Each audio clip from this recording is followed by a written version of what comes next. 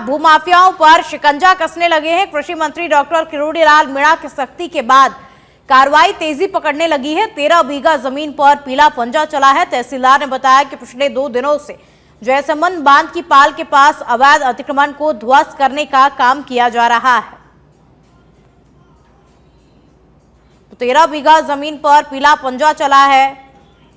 आज ये जो अलवर राजगढ़ रोड पर एपीएस स्कूल के सामने मछली फैक्ट्री के पीछे वहाँ पर अमरनाथ नस्सर करके किसी खातेदार द्वारा अपनी एग्रीकल्चर लैंड का लैंड यूज चेंज कराए बगैर अवैध प्लॉटिंग की जा रही थी। करीब 10 से 12 बीघा भूमि पर आप देख रहे हैं, यहाँ 10 से 12 बीघा भूमि है। इसको हमने नोटिस दिया और विधिक प्रक्रिया अपनाई जाकर जब इसका जवाब संतोषजनक नहीं पाया तो आज हमारे सचिव महोदया के निर्देशन में आज यहाँ अवैध प्लॉटिंग को ध्वस्त करने की कार्रवाई न्यास द्वारा की जा रही है। कितने दिनों से शिकायत आ रही थी ये चीज़ों? शिकायत जैसा नहीं है, ये हमारा न्यास का सतत कार्य है।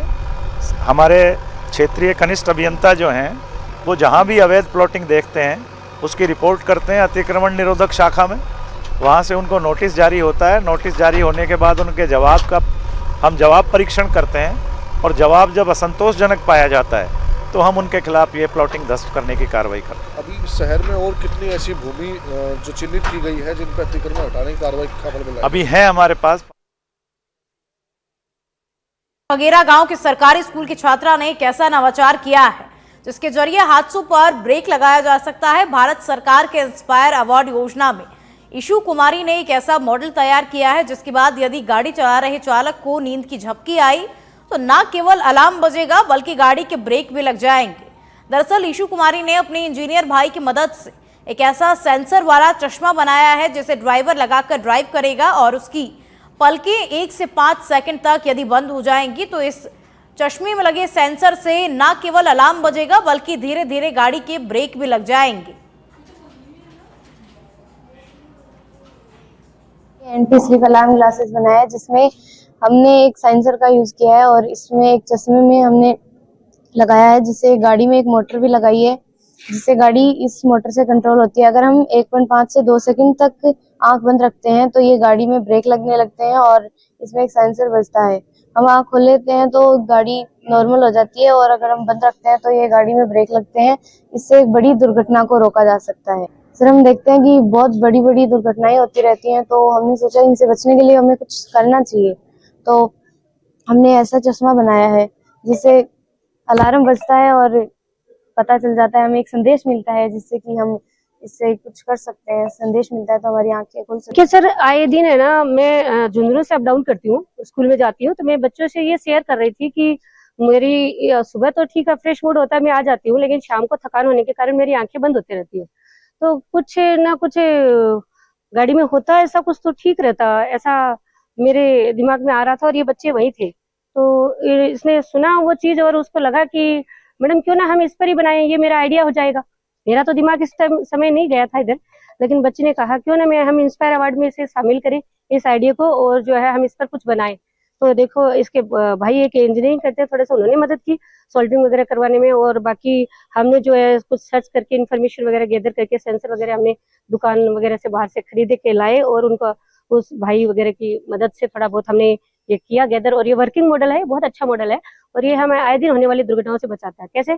जब इसमें हम आंख बंद होती है किसी भी ड्राइवर की तो इसमें अलार्म तो बजता ही बजता है, इसके साथ साथ क्या होता है कि गाड़ी के ब्रेक भी लग जाते हैं और वो कुछ समय के लिए होता है, फिर जैसे ही हमारी आंख खुल जाती है तो हम ऑन रूटीन लाइफ। जैसलमेर के बरियाना से खबर आपको बता दें, 2 पक्षों में जमीन विवाद में जमकर मारपीट हुई है। आपसी मारपीट में बुजुर्ग महिला सहित 3 लोगों को चोट लग गई है। बनियाना कस्बे के नजदीक पुराने प्लाट को लेकर के विवाद चल रहा था और पुलिस ने मौके पर दोनों पक्षों के एक युवक को शांति भंग में गिरफ्तार किया और 2 गाड़ियों में भरकर आए एक पक्ष के युवकों ने मारपीट की। बनियाना पुलिस ने SC/ST एक्ट सहित विभिन्न धाराओं में इस मामले को दर्ज किया। तो 2 पक्षों में जमीन विवाद को लेकर मारपीट हो गई। मारपीट में बुजुर्ग महिला सहित 3 लोगों को चोट भी आई है और पुलिस ने मौके पर पहुंच करके दोनों पक्षों के एक युवक को शांति भंग में गिरफ्तार भी किया है।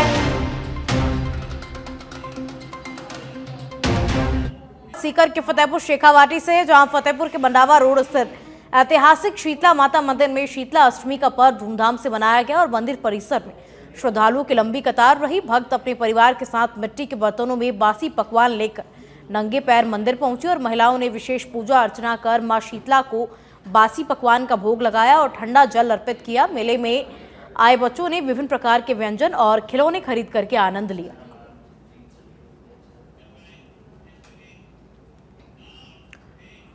झुंझुनू में इन दिनों ग्राम पंचायतों में हुए कार्यों का सामाजिक अंकेक्षण चल रहा है और इसी क्रम में झुंझुनू जिले की अलसीसर पंचायत के सोनासर गांव के सामाजिक अंकेक्षण में कार्यरत महिलाओं और युवतियों ने जिला सांख्यिकी अधिकारी पूनम कटेवा पर जाति सूचक शब्दों से ग्राम सभा में अपमानित करने का आरोप लगाया है। सामाजिक अंकेक्षण का कार्य कर रही महिलाओं ने मामले की जांच कर अधिकारी पर कार्रवाई की मांग की है।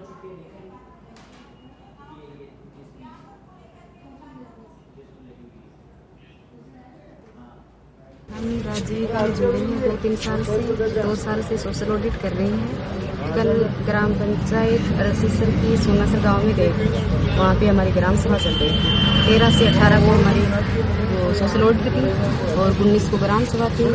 इसमें हम अपना कार्य कर रहे थे। सांख्यिकी अधिकारी को ही पूनम जी कटेवा बता रहे, हम तो उनको जानते हुए हैं। वो आती है, हमने उनसे नमस्ते किया, फिर उन्होंने हमारा परिचय लिया, कौन है ये लोग, किस जाति से हैं। हमने बताया हम मेघवाल जाति से हैं। उन्होंने बोला कि ये हमारे बराबर बैठ सकते हैं क्या, इनको बाहर बिठाओ, क्यों है ये लोग यहाँ पर इनकी जगह, बोला कि इनकी जगह यहाँ पर थोड़ी, इनको बाहर निकालो, यहाँ जाहिल अनपढ़ हमारे बराबर थोड़ी ना बैठ। इनको आपने हमारे बराबर बैठा रखा है। ऐसे अपमानजनक शब्दों का उन्होंने उपयोग किया। हमने कलेक्टर साहब को भी इसके बारे में अवगत कराया है, सीओ साहब को भी एप्लीकेशन दी है।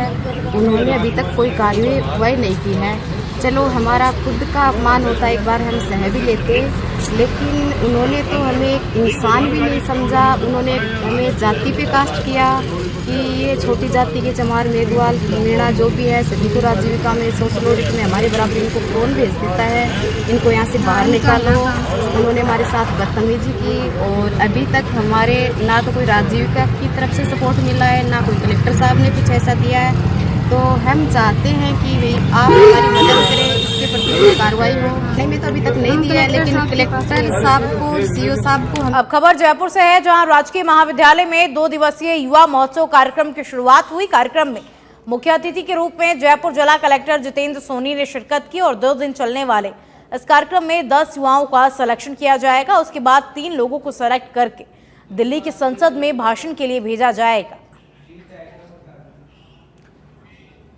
थाईलैंड की सीमा पर म्यांमार में घने जंगलों में साइबर ठगी के अड्डों से लगातार गुलामी की जिंदगी जी रहे लोगों को बाहर निकालकर उनके देश भेजा जा रहा है और पिछले 10 और 11 मार्च को 2 चरणों में 540 भारतीयों को वापस देश लाया गया है। इनमें से 25 से 30 युवा राजस्थान के हैं। वहीं अब तक 9 युवा ऐसे सामने आए हैं जो शेखावाटी के झुंझुनू जिले से हैं और म्यांमार की साइबर ठगी की गुलामी से बाहर निकलकर अपने घर लौटे युवा आज भी दहशत में है, जिन्होंने बताया कि उन्हें कैसे एक लड़की बनाकर अमेरिकन और यूरोपियन देशों में लोगों से चैट करवाया जाता था और बाद में चाइनीज और ताइवानी लोग ठगी करते थे। और युवक ने बताया कि वो होटल में काम करने के लिए थाईलैंड गया था, उसे भी ये नौकरी सोशल मीडिया से ही मिली थी, लेकिन उसे म्यांमार ले जाया गया जहां पर उसे जबरदस्ती साइबर ठगी करवाई गई और इनमें भारत के भी अब तक 540 लोगों को मुफ्त करवाया जा चुका है। वहीं शेष को भी मुफ्त करवाकर घर वापसी भेजने की तैयारी की जा रही है। झुंझुनू के 9 लोगों के नाम सामने आ रहे हैं, उनमें झुंझुनू शहर से 1 और शेष 8 अलग अलग गांवों से बताए जा रहे हैं। हम गए थे यहाँ से बेंगलोर से बैंकॉक गए थे थाईलैंड के लिए, जो कि खुद काम के लिए गए थे। हम खुद अपना कमाने के लिए पैसा होटल काम के लिए बताया गया था। हम खुद ऑनलाइन सर्च मार के जॉब पे गए थे, ऑनलाइन के माध्यम से, सोशल मीडिया के माध्यम से। तो आ जाने के बाद एक 3rd पर्सन ही हमारे पास जो लेने के लिए आया था, जो लेने के बाद में हमको क्या डाइवर्ट कर दिया गलत जगह पर। और गलत जगह डाइवर्ट करने के बाद वहाँ पे बोल भी सकते थे, क्योंकि वो जगह ऐसी थी जहाँ पे कोई ना सुनने वाला था और नहीं बोल सकते थे, क्योंकि उनके पास तो पूरा सिस्टम था। और जिससे हम गए तो उन्होंने रास्ते में खाना वाना हमको खिलाया। उसके बाद हमको दूर दूर तक काफ़ी लंबा समय तक ले गया, हमको जहाँ बोल नहीं सकते थे। रात ज़्यादा काफ़ी हो गई थी, पहाड़ी इलाका था जहाँ से हम बोल नहीं सकते थे। हमने ऑब्जेक्शन भी किया मगर उन्होंने सुनवाई नहीं की। और फिर उनके आगे उनके लोग थे, तो वहाँ पे हमें ज़्यादा डर लगा कि अब क्या करें। पास तो ऑप्शन ही नहीं बोलने का। तो उन्होंने हमको कोई कंपनी में भेज दिया जहाँ पे ये काम हमको बिठा दिया करता था, और हमको बैठे बैठे यहाँ पे बोलते थे ये काम मत करो, हम मना करते थे हम नहीं करेंगे। तो उनका कोई सिस्टम था ऐसा, कोई ऑनलाइन फर्जी वगैरह करते थे वो लोग, तो पेपर वगैरह हमने मना कर दिया कि हमको तो इंग्लिश। नहीं, मैं यहाँ से म्यांमार गूगल के थ्रू टेलीग्राम कनेक्ट होके वहाँ से कांटेक्ट हुआ और उसमें कुछ इंटरव्यू वगैरह कुछ प्रोसेस के थ्रू गया मैं यहाँ से जयपुर से मुंबई, मुंबई से बैंकॉक। वहाँ से बाई कार को लेने आया जो चाइनीज़ पर्सन था, उसने म्यांमार बॉर्डर क्रॉस करवाया और कोई के फॉर सीजी सिटी में पड़ता है पार्क, वहाँ पे काम के लिए फोर्स किया गया। यहाँ से मैं लगभग 4.5 महीने बाद इंडिया आया हूँ वापस। हाँ, बहुत सारे इंडियन थे, अभी तो शायद 526 बनते थे हम, यहाँ से निकल के आए हैं। अभी मुझे लगता है कोई 10 या 5% लोग रहे हो बचे होंगे वहाँ पे। और काम तो था ऑनलाइन का, चैटिंग का, जिससे लोगों के पास मैसेज किया जाता है कि उनके बारे में कुछ यूरोपियन कंट्री को टारगेट किया गया, अमेरिकन कंट्री को टारगेट किया गया, उन्हें मैसेज भेजा गया फेसबुक के जरिए।